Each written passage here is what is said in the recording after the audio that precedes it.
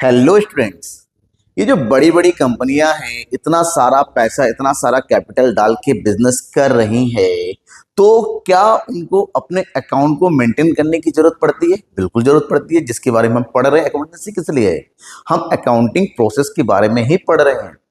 अब प्रॉफिट हो रहा है या लॉस हो रहा है, इन सब के बारे में डिटेल से जानना जरूरी होता है कंपनी के मैनेजमेंट को।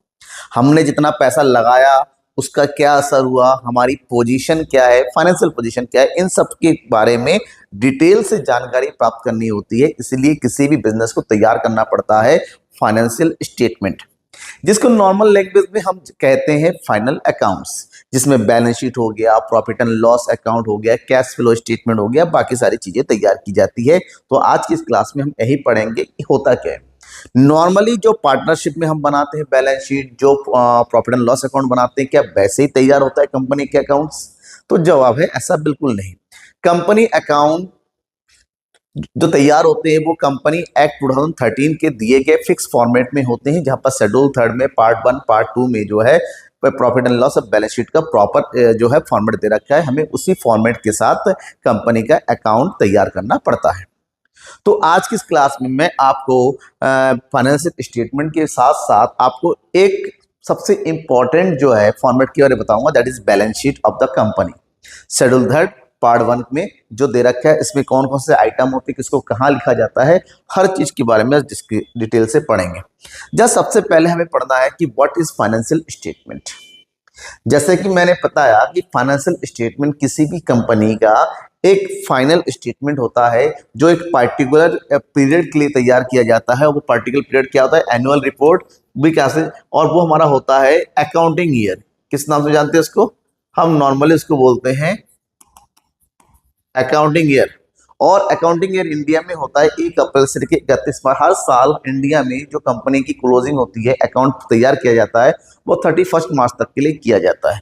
तो इसमें कह सकते हैं financial statements are the basic and formal annual reports through which the corporate management communicates financial information to its owner. जहां पर मैनेजमेंट जो है अपने ओनर के साथ या अलग अलग पार्टी के साथ अपने बिजनेस की पोजीशन के बारे में क्या करता है? एक्सप्लेन करता है। तो इसमें डेफिनेशन की बात करते हैं, the financial statement are the summary of accounts. Account का समरी होता है ऑफ किसी particular business enterprises, the balance sheet showing the assets liabilities and capital and the statement of profit and loss showing the profitability of the business. Basically 2 account तैयार होता है, एक balance sheet और एक profit and loss. Balance sheet काम होता है कि बिजनेस की पोजीशन कहाँ पर है, हमारा बिजनेस कहाँ पर है, हमने कैपिटल कितना है, हमने लायबिलिटीज कितना है, हमारे पास एसेट्स कितना है। और जो statement of profit and loss होता है, जो बताता है बिजनेस में प्रॉफिटेबिलिटी कितनी है, प्रॉफिट है या लॉस है, प्रॉफिट है तो कितना है, लॉस है तो कितना है। तो ऐसे में कंपनी एक्ट 2013 के सेक्शन नंबर 2 आर्टिकल नंबर 14 में कहा गया है कि किसी कंपनी को कितने अकाउंट तैयार करने पड़ते हैं, फाइनल अकाउंट। जब फाइनल अकाउंट की बात करते हैं, बेसिकली 5 फाइनल अकाउंट तैयार होते हैं, जिसमें सबसे पहला है बैलेंस शीट, जो कि हर एक फाइनेंशियल ईयर के लास्ट में तैयार होता है।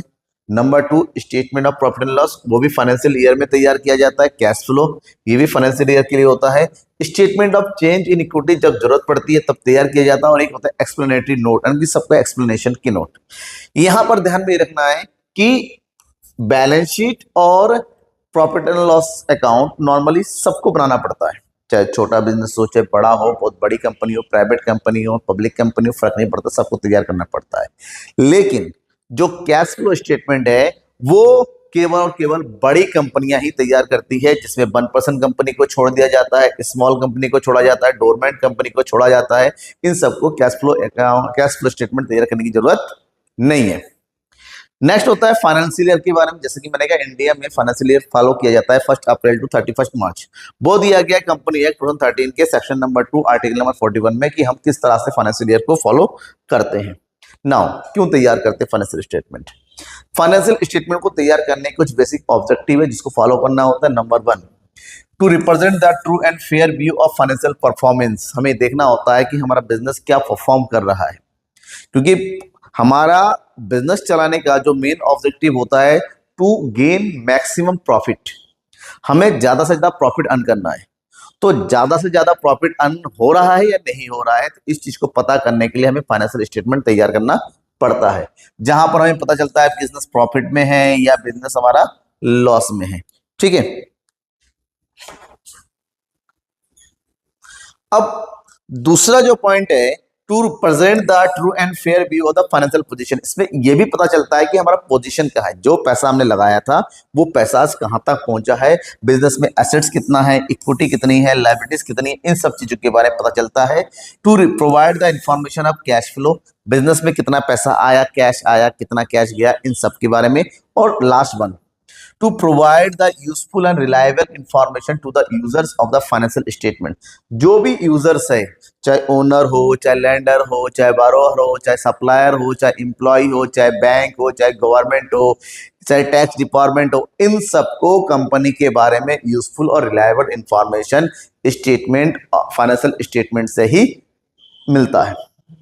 Next is the characteristics, financial statement में कैरेक्टर्स की बात करते हैं। ये हमेशा पास्ट पीरियड के लिए तैयार किया जाता है। पास्ट पीरियड का मतलब होता है हिस्टोरिक कॉस्ट पे, जो हो चुका है बिजनेस में लास्ट अकाउंटिंग ईयर में। जैसे फॉर एग्जांपल 31 मार्च 2025 को हम फाइनल अकाउंट तैयार कर रहे हैं, तो ये फाइनल अकाउंट 1 अप्रैल 2024 से लेके 31 मार्च 2025 तक के बीच का हुआ। मतलब यहाँ पर जो कुछ भी हुआ है वो पास्ट है, पास्ट पीरियड के लिए होता है, पिछले साल का होता है।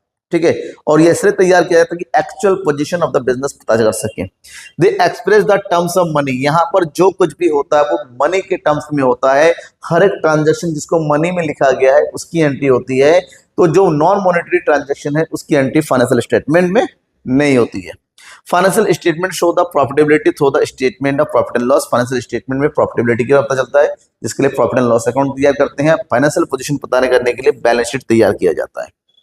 Now essentials of financial statement, जो फाइनेंशियल स्टेटमेंट हम तैयार कर रहे हैं उसमें बेसिक एलिमेंट क्या होना चाहिए, जिससे एक फाइनेंशियल स्टेटमेंट यूजर के लिए बहुत ही अच्छा, बहुत ही ज्यादा अट्रैक्टिव और यूजफुल बने। जिसमें सबसे पहला पॉइंट होना चाहिए वेरीफाइबल, का मतलब होता है जिस इंफॉर्मेशन का यूज करते हुए हम फाइनेंशियल स्टेटमेंट तैयार कर रहे हैं वो इंफॉर्मेशन किसी पर्टिकुलर लीगल सोर्स से लिया हुआ होना चाहिए, मतलब उसका सोर्स वैलिड होना चाहिए। जैसे उसकी रसीद, उसका जर्नल, उसका लेजर प्रॉपर तैयार होना चाहिए। नंबर 2, रिलेवेंट, जो भी इंफॉर्मेशन फाइनेंशियल स्टेटमेंट में प्रोवाइड किया गया है वो इस तरह से रिलेवेंट होना चाहिए हमारे डिसीजन से, जो कहीं ना कहीं बिजनेस एक्टिविटी से जुड़ा होना चाहिए। जो भी फाइनेंशियल स्टेटमेंट में हम तैयार इंफॉर्मेशन ले रहे हैं, हम जो इंफॉर्मेशन देना चाहते हैं वो समझने लायक होना चाहिए, अंडरस्टैंडेबिलिटी होनी चाहिए। और जो फाइनेंशियल स्टेटमेंट हम तैयार कर रहे हैं, जो प्रॉफिट एंड लॉस अकाउंट और बैलेंस शीट, वो इस तरह से तैयार होना चाहिए जिसको हम उसको कंपेयर कर सके। कंपेरेबिलिटी होनी चाहिए, मतलब एक ईयर की दूसरी ईयर के साथ कंपेयर किया जा सके, एक कंपनी का दूसरे कंपनी के साथ कंपेयर कर सके, या फिर सेम बिजनेस के अलग अलग आइटम को दूसरे आइटम के साथ कंपेयर किया जा सके। और लास्ट वन है, ये बिजनेस का ट्रू एंड फेयर भी होना चाहिए, उसमें किसी भी तरह की दूसरी एंड जो फॉल्स न्यूज है, फॉल्स इंफॉर्मेशन नहीं होनी चाहिए, जिससे हमें बिजनेस के बारे में एक्यूरेट जानकारी मिल सके। Next is nature of financial statement. एक फाइनेंशियल स्टेटमेंट के नेचर की बात करते हैं, ये फीचर की बात करते हैं। नंबर 1, इसमें सब कुछ रिकॉर्डेड फैक्ट का, मतलब जो कुछ भी हम रिकॉर्ड करते हैं वो प्रॉपर रिकॉर्डेड इंफॉर्मेशन। जैसे सबसे पहले किसी भी चीज को डेली बुक तैयार किया जाता है, जर्नल होता है, जर्नल से लेजर तैयार किया जाता है, लेजर को चेक करने के लिए ट्रायल बैलेंस, उसके बाद हम फाइनल अकाउंट तैयार करते हैं।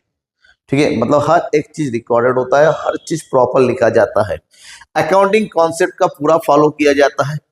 ठीक है, इसमें प्रॉपर अकाउंटिंग कन्वेंशंस जो है फॉलो करते हैं, जैसे कन्वेंशन ऑफ कंजर्वेटिज्म का, एंटीसिपेटेड लॉस एंड रिकॉर्डेड, इन सब प्रॉपर रूल्स रेगुलेशन। इसके अलावा सबसे इंपॉर्टेंट है इसमें अकाउंटिंग स्टैंडर्ड, चाहे इंडियन अकाउंटिंग स्टैंडर्ड हो चाहे इंटरनेशनल अकाउंटिंग स्टैंडर्ड हो, प्रॉपर फॉलो किया जाता है, उसी के अकॉर्डिंग काम होता है। और इसमें पर्सनल जजमेंट भी बहुत इंपॉर्टेंट है, क्योंकि अकाउंटिंग तैयार किया जाता है पर्टिकुलर अकाउंटेंट के द्वारा, तो ऐसे में पर्सनल जजमेंट भी इसमें बहुत ही ज्यादा रोल प्ले करता है। Now uses and importance of financial statement में क्या यूजेस है, इसका क्या फायदा है, क्या लाभ है। अगर फायदे की बात करते हैं, सबसे नंबर 1 है information about the financial performance. Financial statement से हमें अपने बिजनेस के परफॉर्मेंस के बारे में पता चलता है कि हमारा बिजनेस कैसे काम कर रहा है, हमारा बिजनेस प्रॉफिट में है या हमारा बिजनेस लॉस में है। Number 2, information about the financial position, इससे ये पता चलता है कि हमारे बिजनेस की पोजीशन कितना है, हमारे पास कितना एसेट्स है, हमारे पास कितनी लायबिलिटी है, उसमें हमने कितना बोरो कर रखा है, कितना करंट लायबिलिटी है, हमारे पास कितनी इक्विटी है। इन सब चीजों के बारे में डिटेल से जानकारी मिलती है। इनेबल्स कंपैरेटिव, इसके अलावा हमारे पास जो स्टेटमेंट तैयार होते हैं, हमारे एक्सपेंस कितना है, हमारी इक्विटी कितना है, हमारे करंट एसेट्स कितना है, हमारे नॉन करंट एसेट्स कितना है, इन्वेस्टमेंट कितना है, इन सब चीजों के बारे में प्रॉपर कंपेयर करने को हमें डेटा मिल जाता है। ये हमारे बिजनेस के मैनेजमेंट को असिस्टेंट करता है फ्यूचर प्लानिंग को लेके। अगर हमने कहीं पर आज लॉस किया है तो फ्यूचर में उस लॉस को ना हो, इसके लिए प्रॉपर प्लानिंग करने में ये हेल्प होता है। इन हेल्पफुल इन रेजिंग लोन्स, अगर हमें फंड चाहिए और फंड का एक बड़ा सोर्स होता है लोन, तो लोन लेने के लिए हमें बिजनेस के डॉक्यूमेंट को, स्टेटमेंट को प्रॉपर वे में बनाना पड़ेगा, ताकि लोन देने वाला जो लेंडर है, चाहे वो बैंक हो या फाइनेंशियल इंस्टीट्यूट हो, तो उस फाइनेंशियल स्टेटमेंट को देख के ही, हमारे कंडीशन को समझ के ही अपने ग्रांट्स और लोन जो है देता है, एक्सेप्ट करता है। Information to users of financial statement, business से जुड़े हुए डायरेक्ट और इनडायरेक्ट जुड़े हुए लोगों को बिजनेस के बारे में प्रॉपर जानकारी मिलती है। जैसे सप्लायर को जानना है कि यार उस बंदे को हमें जो उधार माल दूंगा तो मुझे पेमेंट कर पाएगा या नहीं कर पाएगा, तो ऐसे में वो चेक करता है कि उसका फाइनेंशियल स्टेटमेंट कैसा है। सबसे पहले तो वो चेक करता है कि इसमें एक टर्म होता है बिल्स पेबल टर्नओवर रेशियो, वो चेक करता है कि कितना उसका टर्नओवर रेशियो है, कितना उसका पेबल पीरियड है, वो सब कुछ कैलकुलेट करता है। Next, helpful in assessment of tax liability, tax liability कितनी है, टैक्स चेक करने के लिए टैक्स डिपार्टमेंट को बहुत ज्यादा फायदा मिलता है। और लास्ट में सारे लीगल मैटर्स का ये एविडेंस होता है कि हमारे बिजनेस में ऐसा सब कुछ है, इसी से कानूनी कार्रवाई हमारी होती है। Next is the format of balance sheet. ध्यान में रखना, जैसे कि मैंने जस्ट अभी कहा कि कंपनी एक्ट के थ्रू, जो कंपनी एक्ट है 2013, उस कंपनी एक्ट में प्रॉपर फॉर्मेट दिया गया है कि हम किस तरह से अपने फाइनल अकाउंट तैयार करेंगे। ठीक है, तो कंपनी एक्ट 2013 के अकॉर्डिंग इसमें है शेड्यूल थर्ड। शेड्यूल थर्ड के दो पार्ट हैं, एक है आपका पार्ट 1 और दूसरा है पार्ट 2, जिसके अंतर्गत बताया गया है हमें अपने फाइनल अकाउंट कैसे तैयार किया है। जो पार्ट 1 में बताया गया है, बैलेंस शीट को बताया गया है कि हमें अपना बैलेंस शीट कैसे तैयार करना है, उसका फॉर्मेट कैसा होगा। और पार्ट 2 में बताया गया है statement of profit and loss, statement of profit and loss के फॉर्मेट को। नॉर्मली अब तक जो बैलेंस शीट हम पढ़ते हुए आए हुए हैं, कहां पर, पार्टनरशिप वाले चैप्टर्स में, वहां पर हमें पता है कि हम जो है इस तरह से तैयार करते हैं बैलेंस शीट। कैसे, यहां लिखते थे हम लायबिलिटी, अमाउंट, एसेट्स और अमाउंट। ठीक है, बट कंपनी एक्ट के थ्रू जो बैलेंस शीट तैयार होता है ना, उसको वर्टिकल स्टेटमेंट के नाम से भी जाना जाता है। वर्टिकल का मतलब होता है यहां पर जो स्टेटमेंट तैयार होता है कुछ इस तरह से तैयार होता है, ऐसे। ठीक है, कुछ ट्रायल बैलेंस की तरह लग रहा है। यहां लिखा जाएगा पर्टिकुलर, यहां आएगा आपका नोट नंबर, अभी फॉर्मेट पूरा दिखाऊंगा, और अमाउंट। यहां पर सबसे पहले इक्विटी एंड लायबिलिटी, यानी लायबिलिटी को शो किया जाता है, उसके सारे आइटम होते हैं। फिर उसके नीचे एसेट्स आता है, फिर सारे आइटम होते हैं, और ये दोनों साइड का जैसे नॉर्मली बराबर आता है, बराबर आना चाहिए। तो वर्टिकल यहाँ पर एक के नीचे एक होता है, यहाँ पर दो कॉलम नहीं तैयार होते हैं, यहाँ पर एक के नीचे। और दूसरी बात, जो नॉर्मली हमने बैलेंस शीट तैयार किया जाए उसको हमने आइटम से, जैसे हमारा फर्नीचर है, फर्नीचर कितना है, हमारा स्टॉक कितना है, हमारा डेटर्स कितना है, कैश कितना है, बैंक ओवरड्राफ्ट कितना, ऐसे शो करें। लेकिन कंपनी एक्ट में ऐसा नहीं होता है। कंपनी एक्ट में बैलेंस शीट में और स्टेटमेंट प्रॉफिट में हर एक आइटम का एक फिक्स हेडिंग दे रखा है कि उस नेम के अंडर में ही उस आइटम की वैल्यू को रिप्रेजेंट करना है। वो कैसा है, आज की इस क्लास में हम बैलेंस शीट के फॉर्मेट को पढ़ेंगे कि बैलेंस शीट का फॉर्मेट कैसे तैयार किया जाता है। देखिए, जैसे कि मैंने बताया, एसेट्स और लायबिलिटी ये वर्टिकल तैयार होता है, ये एक हिस्सा है लायबिलिटी वाला हिस्सा। इसके जस्ट नीचे टोटल होने के बाद इसके यहां पर तैयार होगा एसेट्स। तो ये मतलब मैंने अलग अलग नहीं है, क्योंकि मेरे यहाँ पर सब कुछ फोकस करना है, तो इसके जस्ट नीचे बनेगा आपका एसेट्स पोर्शन। तो यहाँ पर बात करते हैं बैलेंस शीट, जो कि शेड्यूल 3 पार्ट 1 में है। सबसे पहला आता है नेम ऑफ कंपनी, जैसे XYZ कंपनी लिमिटेड हो गया। बैलेंस शीट का डेट जैसे 31 मार्च 2025 डेट आ जाएगा। और उसके नीचे लायबिलिटी और एसेट्स के फिक्स हेडिंग होते हैं, उस हेडिंग के अंदर उसके सब हेडिंग होते हैं, जिस सब हेडिंग में वेरियस आइटम को रिप्रेजेंट किया जाता है। सबसे पहले आता है पर्टिकुलर, फिर आता है नोट नंबर। बेसिकली एक नॉर्मल बैलेंस शीट में 2 ईयर के अमाउंट शो होते हैं। एक होता है करंट ईयर, सबसे पहले करंट ईयर के अमाउंट को आ जाएगा, फिर होता है प्रीवियस ईयर के अमाउंट को रिप्रेजेंट किया जाएगा। ठीक है, तो नॉर्मली इतने बनते हैं। अगर आपके क्वेश्चन में एक ही ईयर का दे रखा है करंट ईयर का, तो इस वाले कॉलम को बनाने की कोई जरूरत नहीं है। अब स्टार्ट करते हैं। सबसे पहला जो होता है इक्विटी एंड लायबिलिटी से शुरू करते हैं। इक्विटी लायबिलिटी बेसिकली 4 हेडिंग होते हैं, जिसमें जो दूसरा वाला हेडिंग है उतना इंपॉर्टेंट नहीं है, क्योंकि हमारे हिसाब से सीबीएसई बोर्ड के हिसाब से इसको नहीं रखा गया, डिलीटेड है। तो यहाँ पर सबसे पहला फंड होता है शेयर होल्डर फंड, जिसको हम शॉर्टकट में किस नाम से जानते हैं, इक्विटी के नाम से जानते हैं, बट लिखा नहीं जाता, इक्विटी कैलकुलेशन में आता है। शेयर होल्डर फंड में 3 आइटम आते हैं, सब हेडिंग इसको बोलते हैं share capital, reserve and surplus, money received against share warrants. तो शेयर एंड कैपिटल में कंपनी के जो भी शेयर्स है, चाहे इक्विटी शेयर हो चाहे प्रेफरेंस शेयर है, उसके अमाउंट को रिप्रेजेंट किया जाता है। रिजर्व एंड सरप्लस में जितना प्रॉफिट है या लॉस है, रिजर्व है, चाहे वर्कमैन कंपल्सरी रिजर्व हो, कैपिटल रिजर्व हो, जनरल रिजर्व हो, जनरल फंड हो, जो भी रिजर्व होता है उन सबको रिप्रेजेंट कर। हालांकि क्या क्या आएगा आप डिटेल से पढ़ेंगे। उसके बाद आता है share application, money pending, allotment. Allotment में कोई पैसा पेंडिंग है वो यहाँ पर रिप्रेजेंट किया जाता है। ठीक है, फिर नॉन करंट लायबिलिटीज में 4 हेडिंग आता है।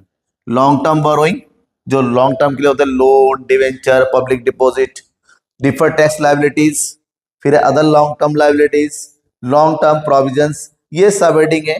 इस सब हेडिंग के अंदर ही वेरियस आइटम को रिप्रेजेंट किया जाता है। जैसे देखा है प्रोविजन फॉर एम्प्लॉय बेनिफिट, वो कहाँ होता है, लॉन्ग टर्म प्रोविजन में लिखा जाता है। ठीक है, नेक्स्ट है करंट लायबिलिटीज। ठीक है, करंट लायबिलिटीज में भी 4 हेडिंग सब हेडिंग आता है। शॉर्ट टर्म बोरोइंग, जो वो 1 साल से कम टाइम के उधार होता है। ट्रेड पेबल्स, जिसमें क्रेडिटर्स और बिल्स पेबल आ जाता है। अदर करंट लायबिलिटीज, और दूसरा था शॉर्ट टर्म प्रोविजन, जैसे provision for doubtful debt, provision for taxation, ये सब ये लायबिलिटी साइड है। जितनी सारी लायबिलिटीज है हमारे पास दे रखा है, जैसे क्वेश्चन में दे रखा है बैंक ओवरड्राफ्ट। अब भाई बैंक ओवरड्राफ्ट कहाँ लिखोगे, क्योंकि यहाँ पर तो हेडिंग और सब हेडिंग के नेम को आप चेंज नहीं कर सकते। तो आपको पता होना चाहिए कि बैंक ओवरड्राफ्ट आता है शॉर्ट टर्म बोरोइंग में, जिसको 1 साल से कम पीरियड के अंदर रिपेमेंट करना होता है, शॉर्ट टर्म बोरोइंग। अब इसके अंदर क्या क्या आएगा वो मैं डिटेल से बताऊंगा, बट इसके नीचे वाले साइड में दिखाया जाता है एसेट्स। एसेट्स में बेसिकली 2 मेन हेडिंग होते हैं, एक होता है नॉन करंट एसेट्स और दूसरा होता है करंट एसेट्स, जिसको टाइप ऑफ एसेट्स भी हम कह सकते हैं। नॉन करंट एसेट्स की स्टार्ट होता है फिक्स एसेट्स, और फिक्स एसेट्स का जो न्यू फॉर्मेट आया उसमें नेम दे रखा है, आपको पता होना चाहिए, property, plant and equipments and intangible assets. Intangible assets, ठीक है। और इसके 4 हिस्से होते हैं, इसके में 4 टाइप के आइटम आते हैं। एक होता है टेंजिबल, इंटेंजिबल। टेंजिबल का मतलब जो फिक्स एसेट जो फिजिकल फॉर्म में होते हैं, जिसमें फर्नीचर, मशीनरी, बिल्डिंग, लैंड, ये सब कुछ आता है। दूसरा होता है इंटेंजिबल एसेट्स, जो नॉन फिजिकल कैटेगरी के होते हैं, जैसे गुडविल हो गया, ट्रेडमार्क हो गया, इन सब की एंट्री करते हैं। कैपिटल वर्क इन प्रोग्रेस, वो कैपिटल वर्क इन प्रोग्रेस जो कंप्लीटली पूरा नहीं हो, लेकिन कंस्ट्रक्शन लेवल में है, जैसे construction of building, construction of plant, purchasing of machinery, इन सब की एंट्री करते हैं।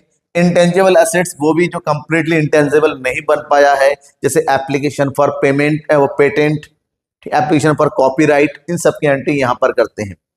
उसके बाद दूसरे हिस्से में आते हैं नॉन करंट इन्वेस्टमेंट, जो लॉन्ग टर्म इन्वेस्टमेंट होते हैं, जैसे investment on shares, debenture, government bonds, इस सब की एंट्री करेंगे। डिफर्ड टैक्स इसको छोड़ देते हैं। Long term loans and advance इसमें आ जाता है, जो हमने लॉन्ग टर्म लोन किसी और को दे रखा है। इसके अलावा जो दूसरी चीजें हैं अदर नॉन करंट एसेट्स, उस सब की यहाँ पर। दूसरा इससे आता है करंट एसेट्स। करंट एसेट्स में बेसिकली 6 सब हेडिंग है, जिसमें करंट इन्वेस्टमेंट होता है, जो शॉर्ट टर्म इन्वेस्टमेंट हुआ। इन्वेंट्री, जिसको नॉर्मली स्टॉक के नाम से जानते हैं, रॉ मटेरियल वगैरह। ट्रेड रिसीवेबल जिसमें डेटर्स और बिल्स रिसीवेबल आता है, कैश एंड कैश इक्विवेलेंट जिसमें कैश इन हैंड और बैंक बैलेंस रिप्रेजेंट किया जाता है, शॉर्ट टर्म लोन जो शॉर्ट टर्म के लिए एक साल के कम उसको दिया जाता है, और उसके बाद जो कुछ भी बचा अदर करंट एसेट्स में आता है, जैसे प्रीपेड एक्सपेंस हो गया, एक्रूड इनकम हो गया, उन सब की एंट्री यहाँ पर करते हैं।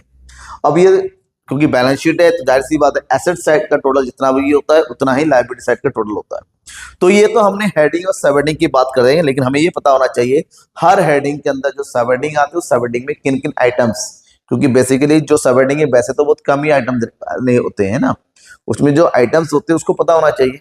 जैसे सबसे पहला मेन हेडिंग है शेयर होल्डर फंड, जिसमें 3 सब हेडिंग होते हैं, share capital, reserve and surplus and money received against share. इसके बारे में बहुत ही कम दे रखा होता है, पता नहीं है, लेकिन हम बाकी दो।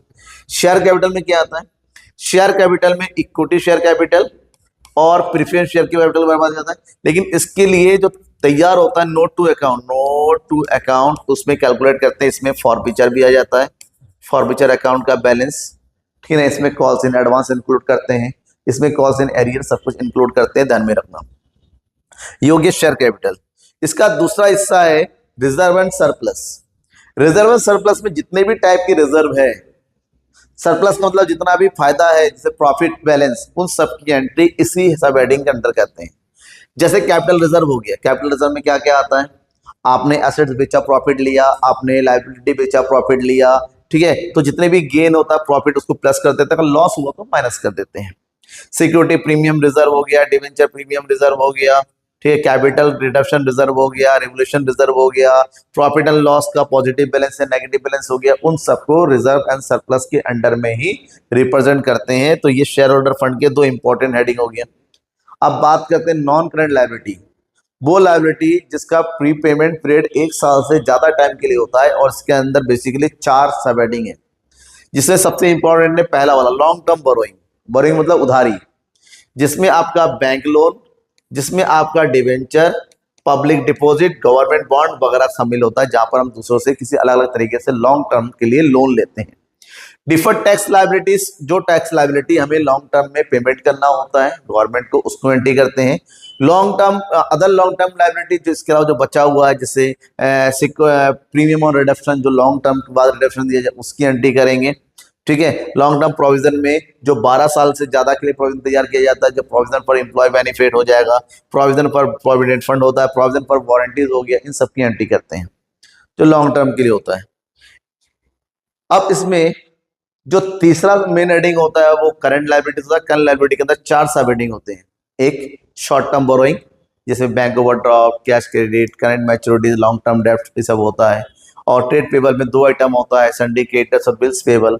अदर करंट लायबिलिटीज में interest accrued but not payment, interest accrued but due to borrowing, income received in advance, unpaid dividend, outstanding expense, इन सब की एंट्री करते हैं। और लास्ट वन है शॉर्ट टर्म प्रोविजन में 2 आइटम होते हैं, एक प्रोविजन फॉर डाउटफुल डेब्ट और एक प्रोविजन फॉर टैक्स। आपको क्या करना है, इन सब का स्क्रीनशॉट लेके रखना, जो कुछ भी हो। पिछले वाला नहीं लिया है तो हर एक चीज का स्क्रीनशॉट लेके रखेंगे तो आपको याद करने में, नोट करने में आसानी रहेगी। प्रॉपर वे में दे रखा हूँ कौन कौन सा आइटम है।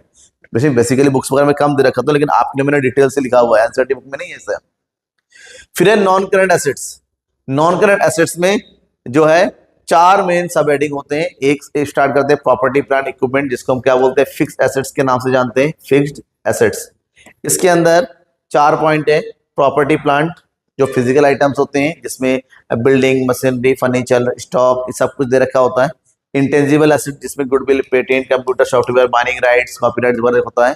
कैपिटल पर ग्रंथ को जिसका में डिटेल से बता रखा है, ये आता है आपको प्रॉपर्टी प्लांट वाले कॉलम में। उसके नीचे आता है नॉन करेंट इन्वेस्टमेंट, जो इन्वेस्टमेंट हमने किसी दूसरी कंपनी में कर रखे हैं, चाहे शेयर में करे, प्रेफरेंस शेयर में करे, गवर्नमेंट सिक्योरिटी में करे, डिवेंचर में करे, म्यूचुअल फंड में करे, जो लॉन्ग टर्म के लिए होता है वो इसके अंदर आ जाता है। फिर डिफर्ड टैक्स एसेट्स हो गया, लॉन्ग टर्म लोन्स एडवांस, जो जिसको हम उधार में देते हैं, और इसके अलावा जो कुछ भी बचा हुआ वो अदर नॉन करंट एसेट्स में आता है, जो लॉन्ग टर्म के लिए होता है। इसका दूसरा जो मेन हेडिंग होता है वो करंट एसेट। इसमें 6 सब हेडिंग होते हैं, जिसमें सबसे पहला है करंट इन्वेस्टमेंट, जो भी शॉर्ट टर्म इन्वेस्टमेंट जिसका टाइम पीरियड 1 साल से कम के लिए होता है वो करंट इन्वेस्टमेंट के लिए लिखा होना जरूरी है कि करंट इन्वेस्टमेंट है, ठीक है, ध्यान रखना। अगर खाली इन्वेस्टमेंट लिखा हुआ तो लॉन्ग टर्म में ही गिना जाता है। इन्वेंट्रीज नॉर्मल लैंग्वेज में इसको हम स्टॉक के नाम से जानते हैं, जिसमें raw material, work in progress, finished goods, stock in trade, loose tools, हालांकि लूज टू नॉन करेंट होता है लेकिन लिखा इन्वेंट्रीज के अंदर ही जाता है। Goods in transit will be termed in inventories. Trade receivable में दो आइटम आते हैं, एक होता है डेटर्स, दूसरा होता है बिल रिसीवेबल। कैश इक्विवेलेंट में cash in hand, cash at bank, draft, cheque, इन सब आता है। शॉर्ट टर्म लोन्स में जो एक साल के कम के लिए लोन किसी को दिया जाता है, और इन सब के अलावा जो कुछ भी बचा वो अदर करंट एसेट्स में आता है, जैसे आपका प्रीपेड एक्सपेंस हो गया, ठीक है, एक्रूड इनकम हो गया, इन सब की एंट्री करंट एसेट्स के अंदर में ही अदर करंट एसेट्स में लिखा जाता है, ठीक है। इसके अलावा एक पॉइंट ऐसा है जो समझना है, कंटीजेंट लायबिलिटी। बहुत कंफ्यूजन होता है स्टूडेंट को, इसको स्क्रीनशॉट लेके रखिएगा, बहुत इंपॉर्टेंट है। कंटीजेंट लायबिलिटी के साथ कमिटमेंट्स। कंटीजेंट लायबिलिटी में 4 पॉइंट है जो को याद रख करके रखना है।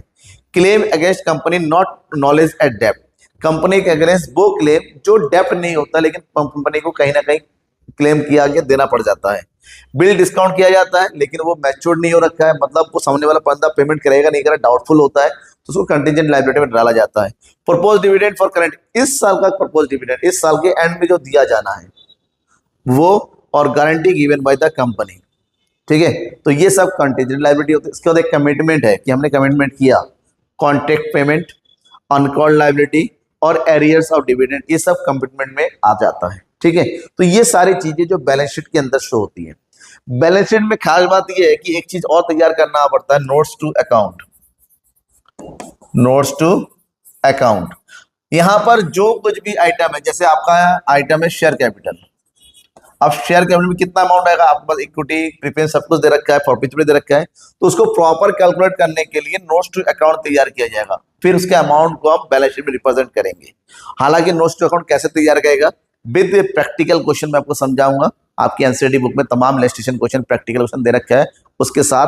लेकिन आज की इस क्लास में इतना ही, जहां पर आपको पूरा फॉर्मेट अच्छे से पढ़ना है, सारे हेडिंग सब हेडिंग को अच्छे से पढ़िए, डाउट है तो पूछिए, क्योंकि नेक्स्ट वीडियो में मैं आपको प्रॉफिट एंड लॉस के फॉर्मेट के बारे में बताऊंगा। उसके बाद हम बात करेंगे इलस्ट्रेशन और प्रैक्टिकल क्वेश्चन की। तब तक ले थैंक यू एंड बाय।